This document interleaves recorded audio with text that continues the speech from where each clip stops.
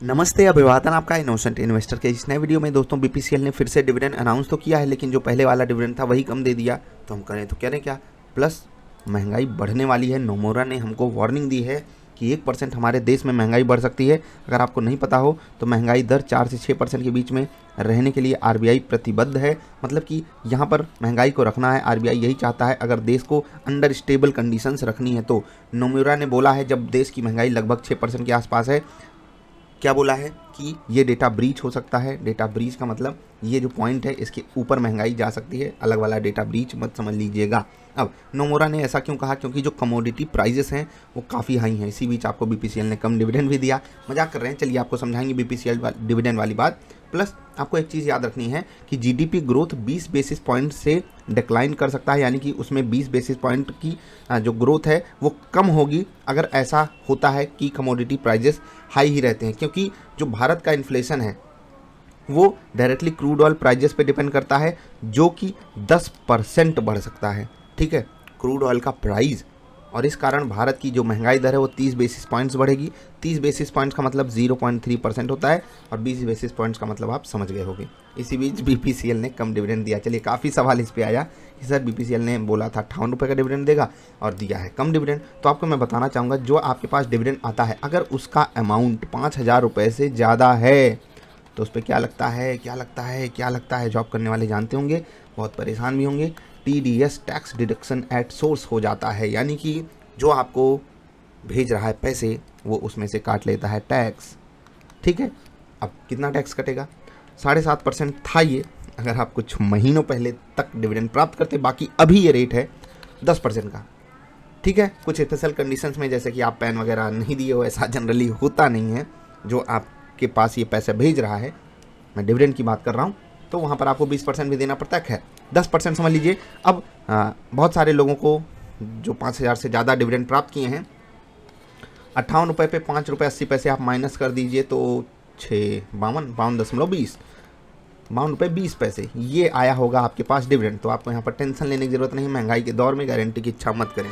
ठीक है, कुछ दिन बाद दुकान वाले यही लिखेंगे। ठीक, अभी तक आप क्या पढ़ते थे कि फैशन के इस दौर में गारंटी की इच्छा मत करें, वो अब लिख देंगे कि महंगाई के दौर में गारंटी की इच्छा मत करें। चलिए, हॉर्न की इच्छा हम कर सकते हैं। बाकी एक स्टॉक है पीवीआर। यहाँ पर आईसीआईसीआई सिक्योरिटीज़ ने आपको टारगेट दिया है लगभग 1900 का, 2000 के आसपास। क्या ये पॉसिबल है? मतलब आप एकदम रेशनल माइंड से सोचिएगा दोस्त, एकदम रेशनल माइंड से, कि कोविड के पहले जो इनकी सिचुएशन थी, आइनॉक्स लेजर पे भी बड़ा टारगेट आया है। जो सिचुएशन कोविड के पहले थी, क्या वो सिचुएशन अभी भी हो सकती है? क्या ये अपने ऑल टाइम हाइज को वापस टच करने की काबिलियत इसी वक्त रखता है? रखना चाहिए या नहीं? क्या लोग वापस जाएंगे हॉल में मूवीज़ देखने?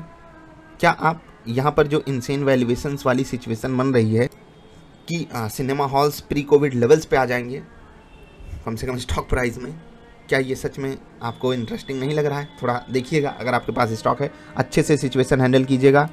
बाकी एक्सिस बैंक का रिजल्ट धमाकेदार हो सकता है और इसी कारण स्टॉक आज जंप किया है आईसीआईसीआई बैंक के रिजल्ट को देख करके। दोनों एक दूसरे के साथ ही चलते हैं। खैर, यहाँ तो कम तकलीफ है, ज़्यादा तकलीफ वाली बात हम बाद में करेंगे। अभी ये छोटी मोटी वीडियो थी जिसमें आप ज़्यादा टेंशन ना लो। आईटीसी क्या आप यहाँ पर खरीदना चाहोगे? लेट मी नो कि कितने लोग आईटीसी को 230 पे लेने के लिए तैयार हैं रिजल्ट से पहले, बताइएगा ज़रूर। चलिए, कुछ और न्यूज़ हम कवर करेंगे। उससे पहले आपको बताना ये चाहेंगे दोस्त कि जो महंगाई वाली प्रॉब्लम है ना, मैंने आपको पहले भी कहा था, पहले महंगाई का नाम सुनकर ही बाजार गिर जाया करती थी। अभी बाजार स्टेबल है। और एक चीज़ मैं आपको बता रहा हूँ, इस पर मैं वीडियो अलग से लाऊंगा कि बाजार आप देख लीजिए स्टेबल है, ऑल टाइम हाइज के आसपास ही है। 5% भी नहीं गिरी है। इवन आप ये भी नहीं कह सकते बाजार 3% भी गिरी है। 3% भी बाजार नहीं गिरी। और हमारे पोर्टफोलियो के स्टॉक्स जो हैं 5, 10, 15, 20, 25, 30, इवन 40% तक गिर चुके हैं। गिरे हैं ना, सच्चाई जानिए। मैं स्टॉक्स की बात कर रहा हूँ। कुछ कुछ गिरे हैं, 40 वाले भी हैं, 30 वाले भी हैं, 25, 20, 15, 10, 5 वाले बहुत हैं, 10 वाले भी बहुत हैं, 15 वाले भी काफ़ी हैं। सोच लीजिए बाजार वहीं खड़ी है, स्टॉक्स पहले गिर गए। सोचिए अगर बाजार गिरी तो क्या हाल होगा उनका। क्या आप इसके लिए तैयार थे? मैंने आपको यही हमेशा कहा है कि दोस्त, कभी कुछ भी हो सकता है।